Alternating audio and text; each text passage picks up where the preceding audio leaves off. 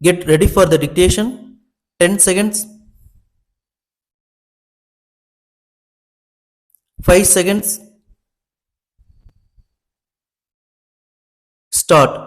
மாண்புமிகு தலைவர் அவர்களே, மரியாதைக்குரிய உறுப்பினர்களே, மாவட்ட ஆட்சித் தலைவர் அவர்களே மற்றும் அதிகாரிகளே, மனுதாரர்களே, மனு நீதி சோழனை நினைவுபடுத்தும் வகையில் தமிழ்நாட்டில் முதலாக மக்கள் குறை தீர்க்கும் மனுக்கள் குழு தோற்றுவிக்கப்பட்டுள்ளது.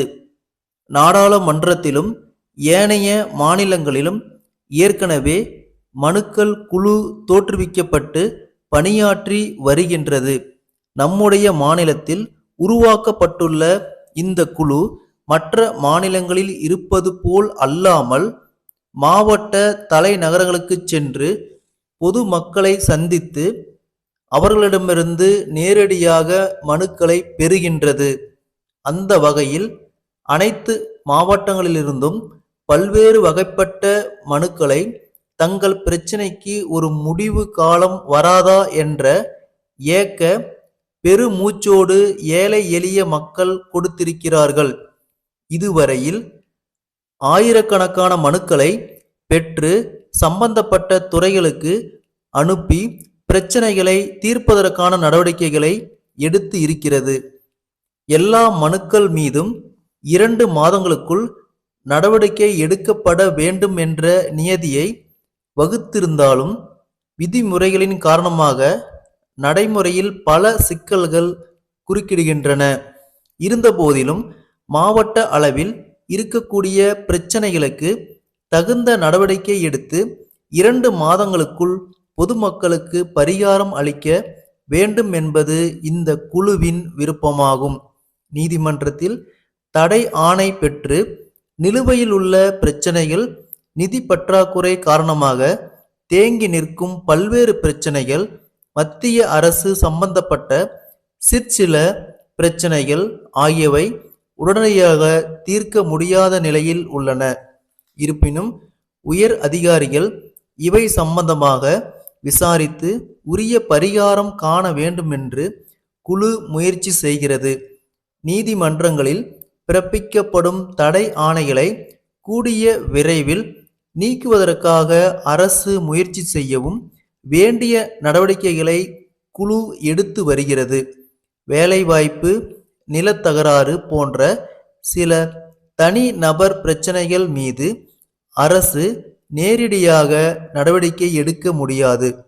இருப்பினும் விசாரணையின் போது இது போன்ற பிரச்சனைகளில் முறைகேடுகள் இருப்பதாக தெரிந்தால் குழு தகுந்த முறையில் பரிந்துரை செய்யும். குடிநீர் வழங்கல், சாலை அமைத்தல், பாலம் கட்டுதல் போன்ற பிரச்சனைகள் குறித்து அந்த மாவட்டத்திற்கு ஒதுக்கப்பட்ட நிதி ஆதாரத்தை பொறுத்து நடவடிக்கை எடுக்க இயலும். ஆகையால் அவை பற்றி அரசுக்கு பரிந்துரை செய்யப்படும் என்பதை தெரிவித்துக் கொள்கிறேன். தற்போது பொது மக்களிடமிருந்து பெறப்பட்ட மனுக்கள் மீது அரசு மட்டத்திலும் மாவட்ட அளவிலும் என்னென்ன நடவடிக்கைகள் எடுக்கப்பட்டன என்பதை ஆய்வு செய்யும் குழு தீர்மானித்து இருக்கிறது.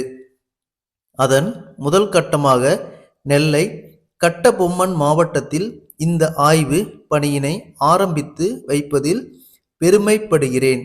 மாவட்ட தலைநகரங்களிலும் ஆண்டாண்டு காலமாக அலைந்து திரிந்தும் தங்கள் பிரச்சனைகளுக்கு தீர்வு காண முடியவில்லையே என்று வேதனைப்படும் நடிந்த மக்களிடமிருந்து நேரடியாக மனுக்களை பெறும் பணியையும் முதலாக இந்த இடத்திலேதான் நான் ஆரம்பித்து வைத்தேன் என்பதை மகிழ்ச்சியுடன் தெரிவித்துக் கொள்கிறேன்.